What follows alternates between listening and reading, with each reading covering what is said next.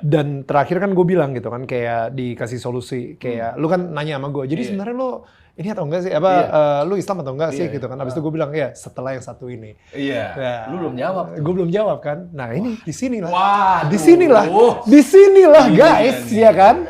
Ya. Tadi penasaran sih ngomongin soal syahadat gitu ya. Emang orang harus ngomong apa aja kalau syahadat? Lu pengen?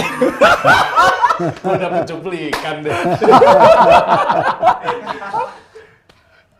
Tapi sekalian mau nanya juga Ustadz, tadi sekalian Ustadz jawab. Sebenarnya kalau mengucap itu udah pasti fix masuk Islam. Ini kita jadi pembahasannya agak makin sakral ya teman-teman ya. Langsung fix atau memang tergantung niat ya, kalau tadi kayak cuma pengen tahu arti, ucapan. Iya. Karena kan kita tahu stigmanya kan kayak syahadat.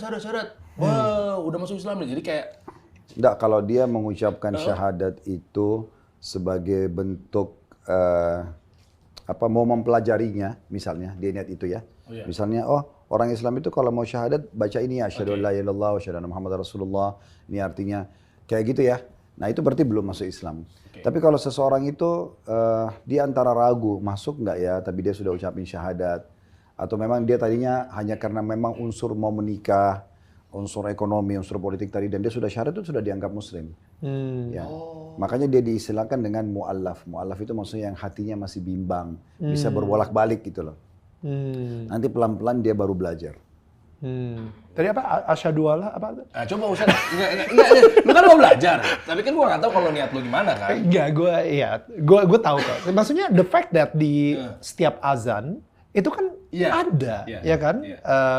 Selalu ada. Jadi kalau misalnya dulu waktu kecil gue suka nyanyiin, karena kita waktu kecil itu kan pasti terpapar sama azan masjid gitu kan, dan udah pasti kita sendiri sebagai non Muslim juga karena udah terpapar, kita hafal juga gitu lagunya, nyanyiannya di azan dan lain-lain gitu. Of course disebutin juga kan. Masih hafal sampai sekarang? Masih hafal. Coba gimana? Masalahnya gue bukan penyanyi. Oh iya. Malu juga kalau misalnya gue disuruh nyanyiin gitu.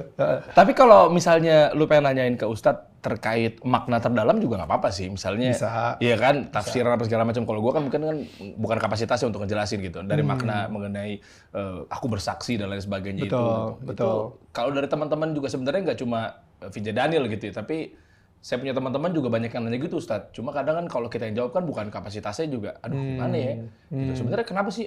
Kenapa harus bersaksi? Kenapa harus begini gitu? Banyak juga kemauan-kemauan teman-teman kita yang non-Islam seperti itu Ustadz. Itu seperti gimana tuh Ustadz? Enggak nanti Daniel mau nanyain juga sekalian. Ada sesuatu yang mau ditanyakan unek-unek atau?